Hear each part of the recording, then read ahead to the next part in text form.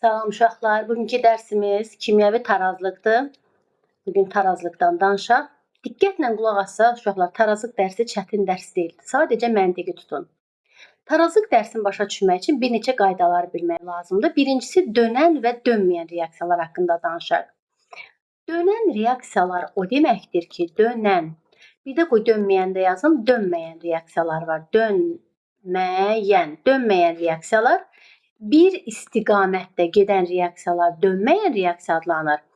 Amma iki istiqamətdə gedən reaksiyalara dönən reaksiyalar deyilir. Yəni bir istiqamət odur ki, sadəcə bir dənə ox verilir. Amma iki istiqamət həm sağa gedir, həm də sola gedir. Hər iki istiqamətdə baş verən reaksiyalar isə dönən reaksiyalar deyilir. Reaksiya əgər axıra qədər gedibsə, o heç vaxt dönə bilməz, dönməyən reaksiyadır. Yəni bir istiqamətdə gedən reaksiya dönməyəndir və axıra qədər gedir. Amma iki istiqamətdə gedirsə, demək ki, bu axıra qədər getməyib. Baxın, axıra qədər getməyib. Dönən reaksiyalar axıra qədər getməyib. Dönməyən reaksiyalar dedik ki, bir istiqamətdə gedir, axıra qədər gedir. Burada reaksiyaya daxil olan maddələrdən biri tamamilə reaksiyaya girir. Əgər tamamilə reaksiyaya girirsə, demək ki, bu reaksiya axıra qədər getdi, qurtardı. Başlanğıca çevrilib nəsə əmələ gələ bilməz. Və qatılığın zamandan asılı qrafik olsun, fərqi yoxdur. Amma burada məsələn qatılığın və ya molun zamandan asılı qrafikində axıra qədər getmək yoxdur. Bu bir maddədir, bu başqa bir maddədir, bu əmələ gələn məhsuldur. Aşağıdan yuxarı əmələ gəlirsə, qabda yox idi, sonradan əmələ gəldi də. Təbii ki, məsələn yazıram ki, A üstə gəl B əmələ gəlir C. Bizim əlimizdə nə var? A və B var. Bunlar nə olur? Əlbəttə ki, sərf olunur. Bunlar reaksiya girir, başlayır azalmağa. Təbii ki, baxın, fikir verin. Biri olsun A, hər hansı biri A'dır da, biri də olsun B. Bunun və ya fərqi yoxdur. Biri A'dır, biri B'dir, biri A'dır. Bunlar reaksiya girən maddə də azalır. Amma isə burada C maddəsi yoxdur da. Qabda C istifadədən olmur axı. Əlimizdə un var, duz var, nə bilim, su var, çörək yoxdur axı, xəmir yoxdur axı. Xəmiri sonradan yoğurdular. Bax, xəmir alına salındı. Bu C mənim sonradan əmələ gələn maddəmdir. Fikir verin. Axıra qədər getsəydi, biri tamamilə qurtarmalı idi. Axıra qədər getdisə, reaksiya getdi, qurtardı. Əl çəkək, bu reaksiya dönə bilməz. Amma axıra qədər getmədisə, hər iki maddə axıra qədər getmədisə, demək ki, belə reaksiyalar dönən reaksiyalardır. Biz duzlar dərsini keçəndə deyəcəyik, reaksiya axıra qədər getməsi üçün ya qaz, ya su, ya çöküntü əmələ gəlirsə, belə dəyişmə və ya mübadilə reaksiyaları axıra qədər gedir deməkdir. Ümumiyyətcə, reaksiya gedir nə deməkdir? Reaksiyanın getməsi üçün nə baş verməlidir? Təbii ki, reaksiyanın getməsi üçün maddə molekulları toqquşdurulmalıdır. A maddəsi burada, B maddəsi buradadırsa, bunlar necə reaksiya girə bilər? Hökmən bu maddələr toqquşdurulmalıdır. Amma heç də bütün maddə molekullarının toqquşması reaksiya ilə nəticələnmir. Eləsi var ki, reaksiya baş verir, eləsi var ki, reaksiya baş vermir. Yəni, reaksiyanın baş vermə şərtlərindən biri odur ki, maddə molekulları hökmən toqquşdurulmalıdır. Dediyim kimi, toqquşdurulma heç də reaksiya ilə nəticələnməyə də bilər. Reaksiyanın getmə əlamətləri ya qaz əmələ gəlməlidir dediyimiz kimi, ya su əmələ gəlməlidir, ya çöküntü əmələ gəlməlidir, ya rəng dəyişməlidir, iy əmələ gəlməlidir, istilik ayrılmalı və ya udulmalıdır. Yəni, bu şərtlər olmalıdır ki, biz reaksiya getdiyini və bu əlamətlərə görə nəysə hər hansı bir maddənin əmələ gəldiyini bilə bilərik. Demək ki, dönən və dönməyən reaksiyalar haqqında kifayət qədər danışdıq. İndi biz tarazlıqdan danışaq. Tarazlığı başa düşmək üçün bir neçə amil var ki, onları diqqətlə bilmək lazımdır. Birincisi, tarazlıq haqqında nəyə deyə bilərik? Bir, hökmən bilmək lazımdır ki, tarazlıq qapalı qabda baş verə bilər. Qapalı qabda tarazlıq baş verə bilər. Tarazlıq da dönən reaksiyalarda baş verə bilər. Ümumiyyətcə, tarazlıq nədir? Gəlin sizə bir şey deyim. Sürətin zamandan asılı qrafiki. Məsələn, mən deyirəm, hidrogen üstəgəl oksigen, alınır su. Bir də su parçalanıb yenidən hidrogen və oksigen əmələ gətirə bilər. Bunlar başlanğıc maddələrdir, reagentlərdir.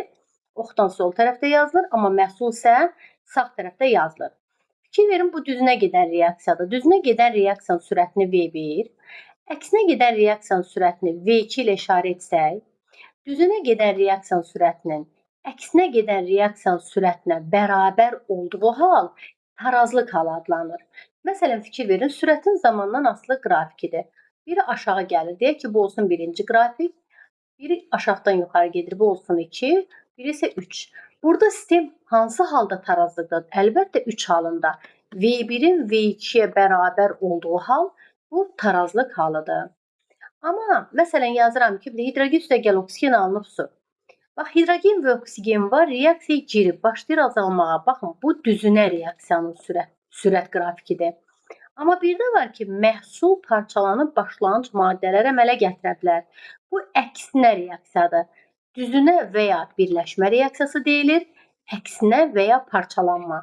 Əgər yuxarıdan aşağı gəlirsə, reaksiya girir, başlayır azalmağa, bu düzünədir, yəni birləşmədir. Yox, aşağıdan yuxarı gəlirsə, bu parçalanma əksinə reaksiyadır.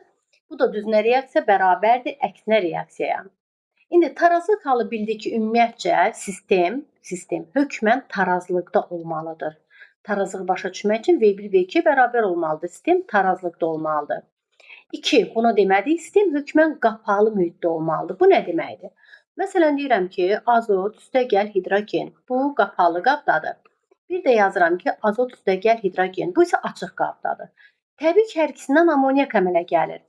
Buradan əmələ gələn amoniak bir qabın içindədir də, yenidən parçalanıb, yəni dönən reaksiya qoyuram. Yəni bu V1-dir, bu da V2-dir də. V1 V2-yə bərabər olanda tarazlıq halı yaranır da. Yəni dönən reaksiyalarda baş verir tarazlıq halı.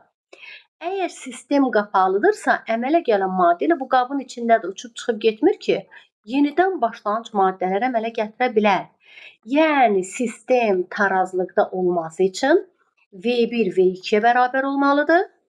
Bunun üçün də sistem dönən olmalıdır. Dönər olması üçün də sistem hökmən qapalı mühitdə aparılmalıdır.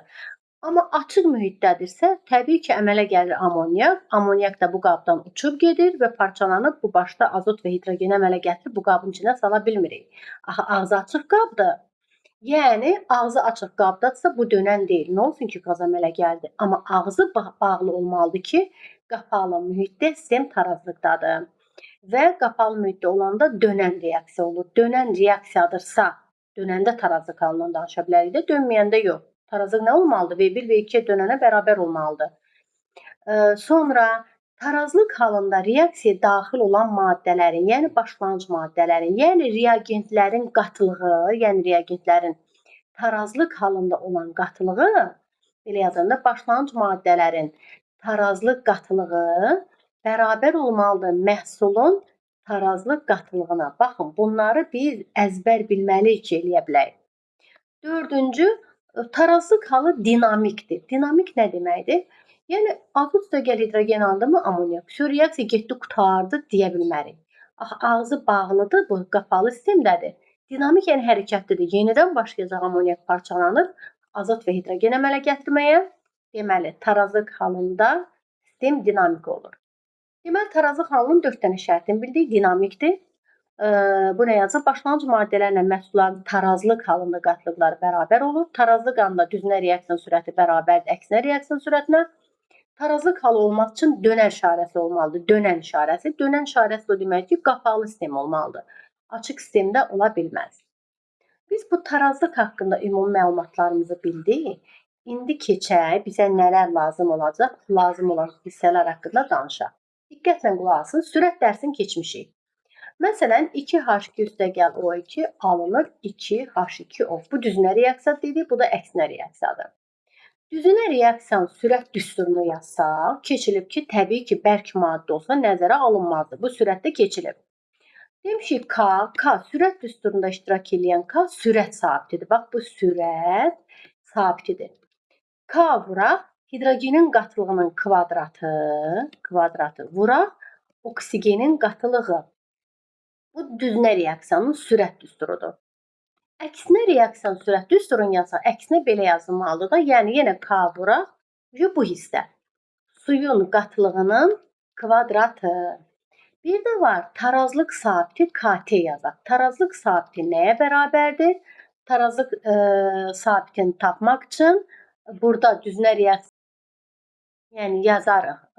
Burada K düz bölək K tərs. Baxın, tarazlıq sabitini tapmaq üçün K düzü K əksi bölmək lazım. K əks nə idi? Burada bayaq yazdığımız, məsələn, yazaq burada K düz idi. Burada yazdığımız isə K əks idi. O da tarazlıq sabiti bərabərdir suyun tarazlıq qatlığının kvadratı bölək. Bax, buranı yazmalıyıq da. Hidrogenin qatılığının kvadratı vuraq, oksigenin qatılığı. Yəni, sağ tərəfdəki sürəti suyun kvadratını bölməli, hidrogenin kvadratı vuraq oksigenə. Və onda bilmək lazım ki, tarazlıq sabitini taparkən maddələrin yalnız və yalnız tarazlıq qatılığından istifadə edilir. Qatılıqlar bilirik axı, başlanğıc qatılıq olur, sərf olunan, yəni girən qatılıq, bu G yazıram, girən qatılıq. Bir də artıq qalan, yəni tarazlıq qatlığı olur ki, tarazlıq qatlığı ilə girən qatılıq bərabərdir başlanğıc qatlığa. İndi deyilə bilər, bunların hansı qatılığından istifadə edilir? KT tarazlıq qatılığı tarazlıq sabitini tapmaq üçün yalnız tarazlıq qatılığından istifadə edilməlidir, başqa yox. Tarazlıq sabiti nədən asılıdır? Bax, T yazmışıq mı? 2 dənə T-dan asılıdır. Tarazlıq sabiti yalnız temperaturdan asılıdır. Temperatur dəyişərsə tarazlıq sabiti dəyişər. Bir də maddənin təbiətindən asılıdır. KT başqa heç nədən asılı deyil. Yəni, qatılıqdanmı deyə asılıdır, təzyiqdənmi asılıdır, xırdalanma? Xeyr, bunların heç biri. KT tarazlıq sabiti nədən asılıdır? 2 dənə T-dən asılıdır. 2 dənə T-nin biri nədir? Temperatur dəyişərsə tarazlıq sabiti dəyişər. Bir də maddələrin təbiətindən asılıdır tarazlıq sabiti. Demək ki, tarazlıq sabitini taparkən yalnız tarazlıq qatlığından istifadə ediləcək. Ola bilər tarazlıq molu verilsin. Tarazlıq molu verilərkən biz axı deyirik tarazlıq sabitini tapmaq üçün nə etmək lazımdır? Tarazlıq qatlığını yazırıq. S də bərabərdir. Biz bilirik axı məhlullar dərsindən S bərabərdir. Elə sürət dərsindən də nö böl V yazarıq. Ola bilər ki, tarazlıq sabitini tapmaq üçün mənim əlimdə qatılıq yoxdur, mollar verilib. Onda nə edəcəm? S-sini tapmalıyım. S də nəyə bərabərdir? Yazacağım nö böl V. Bu şəkildə yazılar da. Yəni, bu nö böl V. Hidrogenin nüsü neçə eləyəcəksə, nüsünü böləcəyik V-sinə. Neçə elədirsə, sonra onun kvadratı. Bu elə S-nin kvadratı deməkdir. Suyun kvadratı bölək. Hidrogenin yenə nüsü veriləcək. Bölək V-sinə neçədirsə. Bu qatılığı deməkdir. Hidrogenin qatılığının kvadratı vuraq. Oksigenin qatılığı. Oksigenin qatılığı da nə deməkdir? Nö böl V. Kvadrat zad yoxdur. Yəni, tarazlıq sabitində yalnız tarazlıq qatılığından istifadə edilir. Qatılıq verilməzsə, mol verilərsə, biz axı qatılığa çevirməliyik. Nö böl V-dən istifadə etməklə taparıq. KT də dediyimiz kimi 2 dənə T-dən asılıdır. Temperaturdan və qatılıqdan. Bunlar ikisi dəyişdiyi halda tarazlıq sabiti dəyişə bilər. Başqa heç bir halda tarazlıq sabiti dəyişmir. Tarazlıq haqqında yalnız budur məlumat. Biz bunları diqqətlə bilək. İndi görün məsələlər necə rahat işləmək olar.